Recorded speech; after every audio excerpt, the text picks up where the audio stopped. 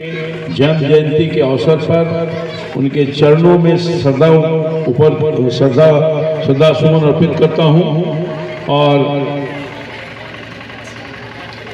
आज कर्पूरी जी का 100 दिन हो गए, 100 वर्ष हो गए, 100 वर्ष हो गए कर्पूरी जी की जन्म जयंती मनाते हुए। हम लोगों ने वर्षों से मनाया है और आज कर्पूरी जी की जयंती जहां मना रहे हैं, वैसे 24 जनवरी को था, 25 जनवरी को अपने बहुआ गांव में मना रहे हैं।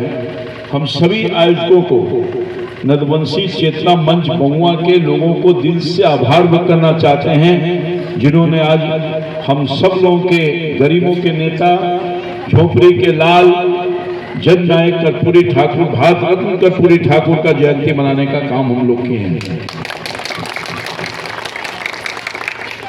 कर्पूरी जी के सानिध्य में मैं वर्षों से काम किया और उनसे बहुत कुछ सीखने का मौका मिला। कर्पूरी जी बहुत साधारण परिवार के लोग थे, स्वतंत्रता आंदोलन में अपनी भूमिका अदा किया था, देश की आज़ादी में संघर्ष किया था और एक प्रारंभ अपनी जीवन गरीब का बेटा, झोपड़ी का बेटा, शिक्षक के रूप में किया। और जब शिक्षक के रूप में बढ़ते बढ़ते समाजवादी नेता थे, समाजवादी आंदोलन के प्रखर नेता रहे, दुनिया देश में नाम कर्पूरी जी का हुआ और उनका व्यक्तित्व जो है, व्यक्ति से ज्यादा व्यक्तित्व था। कर्पूरी जी ने पूरी जिंदगी गरीबों के लिए समर्पित करने का काम किया। दो बार मुख्यमंत्री रहे, एक बार उप मुख्यमंत्री रहे और जहां रहे नेता प्रतिपक्ष रहे, संघर्ष का जीवन बिताया। अगर वो मुख्यमंत्री के रूप में रहे तो गरीबों के लिए जो काम किया उसको कभी भूल नहीं सकता बिहार का गरीब। जो पीड़ित, शोषित, पीड़ित लोग थे, उनकी आवाज थी। जब वो नेता प्रतिपक्ष हुआ करते थे तो गरीबों पर जो जुल्म ढाया जाता था उसकी सूचना उनको पहले मिलती थी और बाद में पुलिस को मिलती थी और पुलिस से पहले वो पहुंच जाते थे। इतनी सक्रियता के साथ पूरी जिंदगी उन्होंने बिताया और निश्चित तौर पर कर्पूरी जी के पास कोई गाड़ी नहीं था, चंदा करके के एम्बेसडर खरीदे। पूरी जिंदगी निष्ठा और ईमानदारी के साथ सेवा किया। मृदुभाषी थे, विद्वान थे। जब उनका विधानसभा में वक्तव्य होता था, नेता प्रतिपक्ष की हैसियत से या मुख्यमंत्री की हैसियत से सुनने में बनता था। कर्पूरी जी कहा कि लंबे अरसे तक एमएलए रहे, एक बार एमपी भी रहे, कभी हारे नहीं वो। एक बार एमपी में वो पिछड़ गए थे मगर लगातार वो जीतते रहे। और मैं समझता हूं कि देखिए कर्पूरी जी की ईमानदारी, जब वो मुख्यमंत्री बने तो अपने परिवार के लोगों को, अपनी पत्नी को भी नहीं लाया मुख्यमंत्री के आवास में। उनकी पत्नी वही गांव में रहती थी।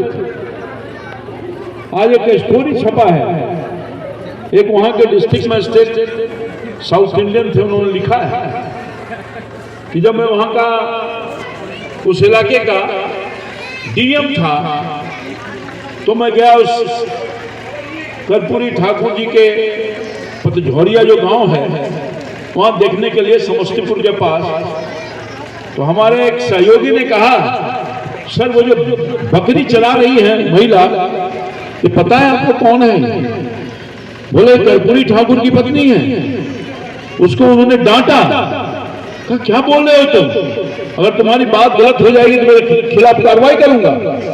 और जब उन्होंने पता किया जा करके तो सचमुच वो महिला जो खेत में बकरी चला रही थी वो कोई और नहीं, जननायक कर्पूरी ठाकुर की पत्नी थी।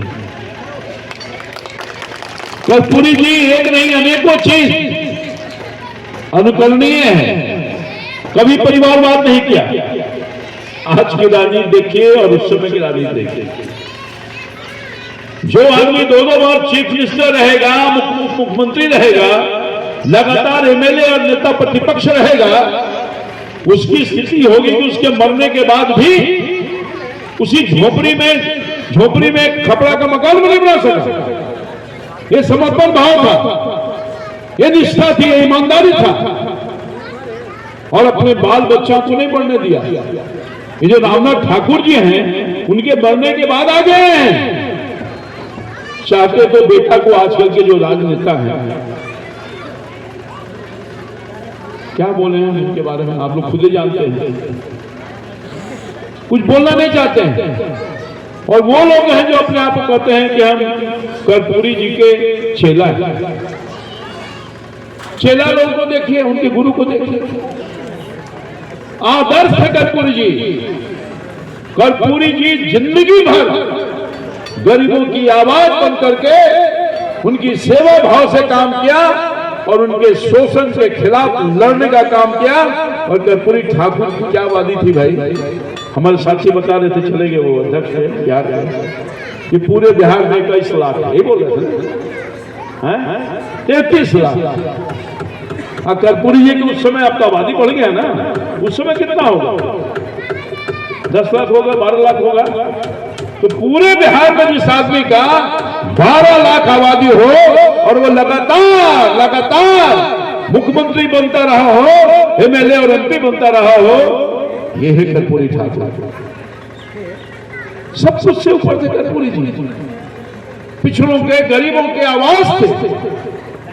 वो आवाज गुम हो गया, उसका स्थान शायद ही कोई ले पाएगा, कर्पूरी जी का स्थान। मैं तो उनको एक बार मैं क्या बताऊं आपको, छोटा सा एग्जाम्पल देता हूं।